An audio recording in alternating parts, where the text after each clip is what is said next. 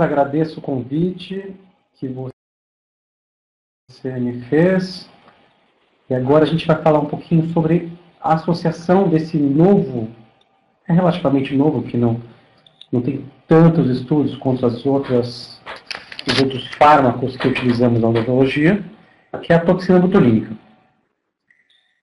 É um tema um pouquinho polêmico, que muita gente acha que quando se utiliza a toxina botulínica, a gente vai alterar o plano de tratamento do paciente ou vai utilizar somente a toxina botulínica para este fim.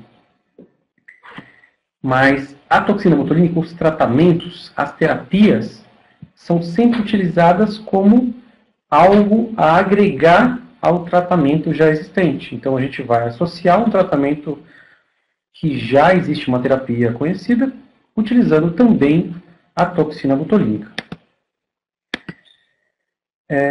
Eu comecei a utilizar esse produto logo na mesma época que eu iniciei o meu mestrado.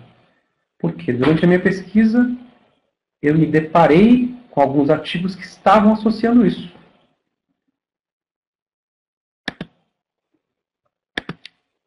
Então, como o meu tema era associação de disfunção temporomandibular com maloclusão, a musculatura estava muito relacionada.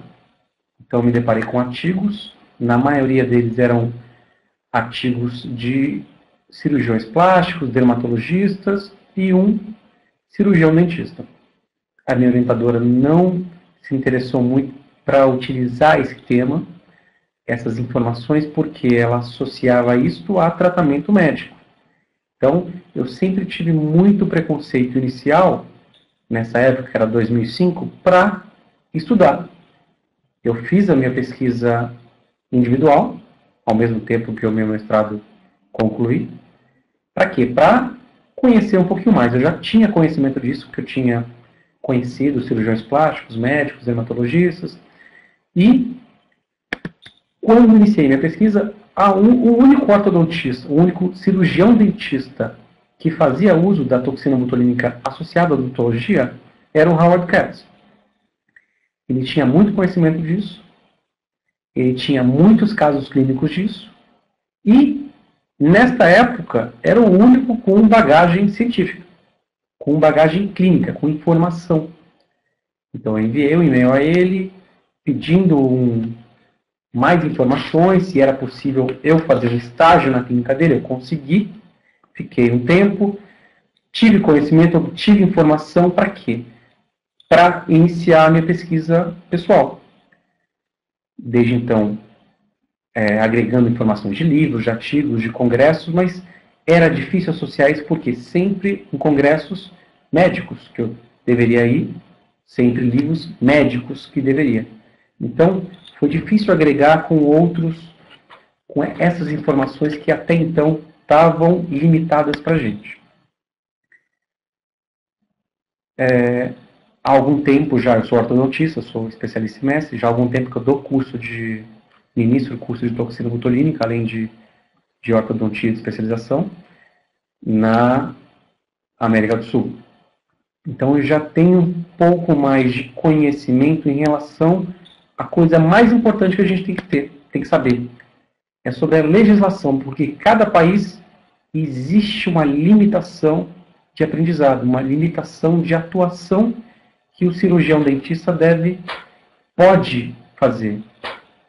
Eu já tenho experiência aqui na Espanha, um pouquinho mais complexo, na Venezuela um pouquinho mais fácil, na Colômbia um pouco mais difícil, mas na maioria dos casos, o cirurgião dentista só pode fazer aplicação terapêutica e não pode fazer atuação estética do produto. O conhecimento do cirurgião dentista da graduação é amplo. Então, ele tem conhecimento sobre estrutura anatômica, tem conhecimento sobre fisiologia, sobre anatomia da musculatura, e é isso que é importante.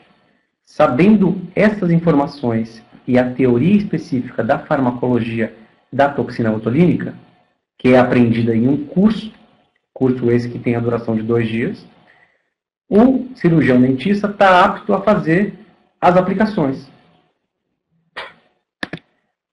A toxina botulínica, o Botox, que é uma marca comercial, que é a marca comercial mais conhecida, ela é produzida a partir de uma bactéria, o Clostridium botulinum, que é o agente que causa o botulismo. Então, essa intoxicação pelo botulismo é feita pela mesma bactéria que produz a toxina botulínica. E no momento que essa bactéria é ingerida, ela vai ser absorvida na corrente sanguínea pelo trato digestivo. Então, o músculo que é responsável na respiração, que é o diafragma, vai ser debilitado, vai ter um relaxamento muscular. Por isso que pode provocar morte. A quantidade que a gente aplica de toxina botulínica é muito pequena e não causa toxicidade nenhuma. A parte terapêutica que o dentista aplica. O início dos estudos sobre toxina botulínica foram feitos pelo um oftalmologista que se chamava Alan B. Scott. Ele estava estudando diferentes alternativas para quê? Para melhorar o tratamento ou para curar o tratamento de paciente com estrabismo. Então, como a toxina botulínica tem um relaxamento muscular, e como o relaxamento muscular vai ser bem-vindo no estrabismo, porque o estrabismo nada mais é do que uma hiperatividade muscular, uma hiperfunção muscular de um determinado músculo do olho que faz com que esse olho modifique essa posição. Teve sucesso, o FDA aprovou a utilização em humanos e o casal de... Existia um casal que uma era dermatologista e a outra oftalmo, estavam utilizando os mesmos pacientes e foi verificado essa eliminação de rugas nos músculos oculares em pacientes que estavam fazendo esse tratamento. Então, foi um acidente que iniciou a utilização desse produto na parte estética. Como todo medicamento, ele não tem um efeito imediato. Então, a gente só pode verificar o efeito máximo da toxina botulínica depois de 15 dias da aplicação. Mas em 48 horas desta aplicação, pequenos efeitos já vão ocorrendo. E a duração do efeito dessa toxina botulínica vai variar de paciente para paciente. Existem vários padrões, várias classificações que a gente pode verificar se vai durar mais ou vai durar menos. A duração média é de 2 a 9 meses. Então, para a gente absorver essa informação, para conseguir planejar, para conseguir individualizar a aplicação de cada caso, porque mesmo os lados diferentes do paciente, a gente vai fazer aplicações de quantidades de toxina aproximadamente diferentes, porque a tensão muscular, a atividade muscular é diferente também. Então, quanto mais informação a gente tiver, melhor.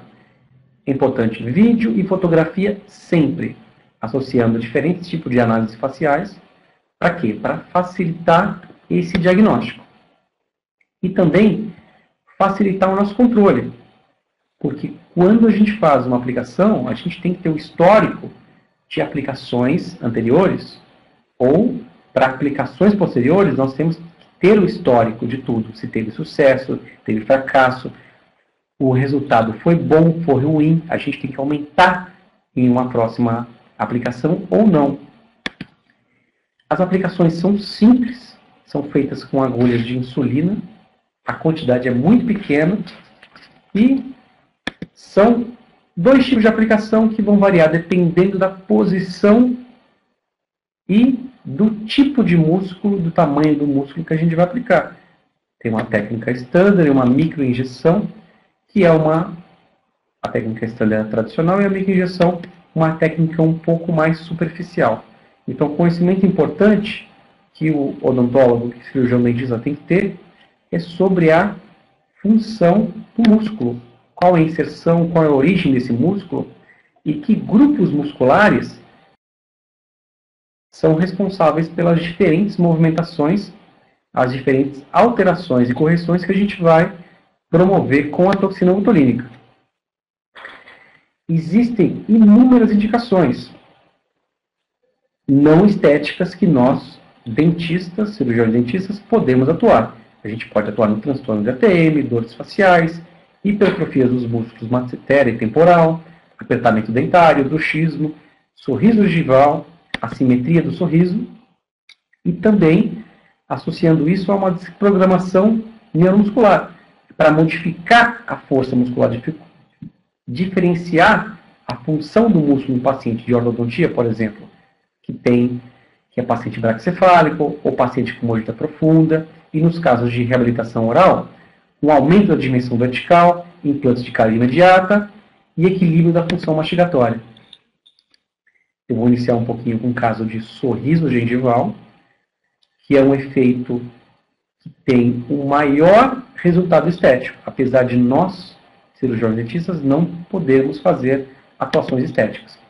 Em relação ao sorriso gengival, tem que estar bem explicado por quê. A gente vai ter um sucesso duradouro nos casos de hiperfunção dos músculos elevadores do lábio. Então, se existe uma hiperfunção do músculo, quer dizer que o músculo está atuando com uma força maior e a toxina botulínica, que tem a função de relaxamento muscular, vai ter o efeito.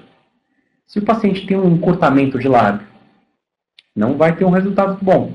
Se o paciente tem um crescimento excessivo do osso maxilar, ele vai ter que executar uma cirurgia ortognática para a correção disso.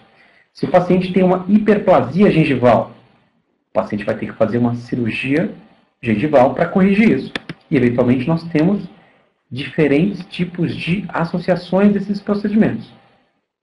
Então, na hora da avaliação do paciente, a gente tem que ter certeza de que músculo está atuando, ou de quais músculos a gente vai aplicar a toxina botulínica para ter um resultado efetivo. Tem alguns casos clínicos aqui de sorriso gengival. Para quê? É bem explicando porque nem sempre o sorriso gengival é simétrico. Então, tem que ser feito aplicações assimétricas e mesmo assim, nesse caso clínico, existia uma necessidade de um ajuste de uma nova aplicação complementando a aplicação inicial para corrigir essa assimetria. A aplicação é muito pequena, o tempo de ação inicia em 2 dias e tem um efeito total em, no máximo, 15 dias. Esse é outro caso clínico também, que o sorriso gengival abrangia mais músculos que o caso anterior e a aplicação também é feita em posições diferentes. Tem um outro caso clínico também que é associado à reabilitação. Então, faz a correção de prótese depois da aplicação da toxina, mas nesse caso, o protesista queria saber qual é o limite estético que poderia deixar essa gengiva para promover, para trocar essas próteses e, eventualmente, fazer uma cirurgia gengival.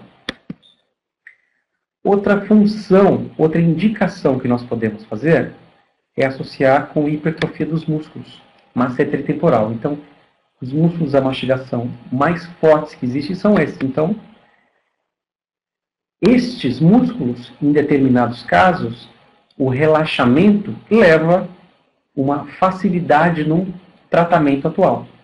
Por exemplo, no caso de hipertrofia, nesse paciente, por exemplo, na fotografia do lado, na lateral dele, vocês podem verificar um aumento no músculo temporal. Isso aconteceu por uma hiperatividade muscular. Então, esse paciente chegou no consultório com histórico médico grande, já tinha passado com vários profissionais, estava tomando muito analgésico, estava tomando muitos relaxantes musculares, com nenhum efeito. Porque nada tinha um efeito localizado, tanto quanto a toxina botulínica. Então, ele vai estar fazendo tratamento com placa neorrelaxante, está fazendo tratamento com acupuntura e toxina botulínica para melhorar e para resolver o seu problema. O problema principal do paciente era que ele não conseguia comer comida sólida nos últimos 2 anos. E depois de 2 dias da aplicação, o relaxamento muscular foi promovido e gradativamente ele foi melhorando essa capacidade mastigatória que ele tem. Outro paciente, outros casos clínicos que a gente pode associar são de assimetrias com sintomatologia ou não, porque essa assimetria é provocada por uma hiperatividade muscular do músculo masseter. Então, a aplicação nesses pontos do músculo masseter vai promover um relaxamento muscular desse músculo que vai suavizar a face do paciente. Existem outras formas de tratamento também, de transtornos da TM, dores faciais, apertamentos dentários, bruxismo, ortodontia, mas os resultados mais efetivos são sempre associados à reabilitação. Tenho muitos casos em parceria com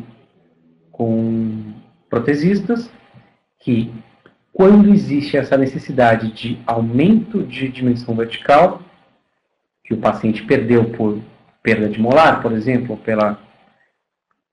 por algum outro problema, a gente associa isso. Por quê? Um tratamento de bruxismo, por exemplo, que tem uma quebra recorrente das placas, é difícil ter um controle do paciente. Então, pode se associar-se, junto com as placas ou junto com outro tipo de terapia, a toxina botulínica, que vai temporariamente relaxar a musculatura e vai deixar o profissional associar a terapia que comumente está utilizada a resolver o problema. Esse é o último caso clínico de um paciente que está fazendo reabilitação com bruxismo, apertamento dentário, anorexia e bulimia. Então, o que aconteceu? Existiu uma diminuição, uma perda da dimensão vertical, provocada pelo desgaste dos dentes, e tinha necessidade de uma reabilitação. Foi feita uma eletromiografia antes e depois da aplicação de toxina botulínica, verificando um relaxamento muscular. Nesse caso foi relaxado o músculo masseter e o músculo temporal. Depois disso, foram executados os procedimentos com o protesista da paciente, de aumento de mordida, provisórios, endodontia e prótese em todos os dentes, conseguindo um resultado muito efetivo, muito estético e tendo a atuação da toxina somente na parte terapêutica. Em nenhum momento teve quebra de prótese, o tratamento completo teve a duração de 2 semanas e com resultado muito bom. Como existe um relaxamento muscular nesses casos, a força mastigatória do paciente, nesse período de atuação, é menor. Então, como existe uma estabilidade maior no caso, então o paciente é informado que essa força mastigatória dele vai diminuir, mas vai voltar à normalidade depois do período que desaparece o efeito da toxina botulínica. A gente pode também associar isto à assimetria facial. Por quê?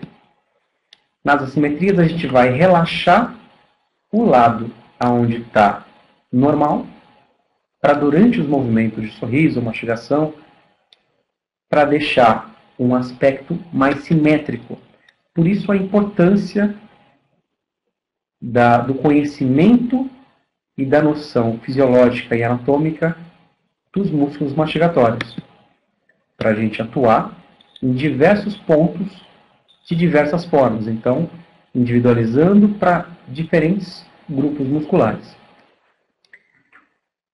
Como eu recebi o convite do Jonas, é complicado mostrar informações com tão pouco tempo. Então, eu espero que todos absorveram essa pequena apresentação e, a partir de agora, quem tiver dúvidas para me perguntar, fique à vontade e o Jonas vai ser o moderador dessas perguntas. Muito obrigado.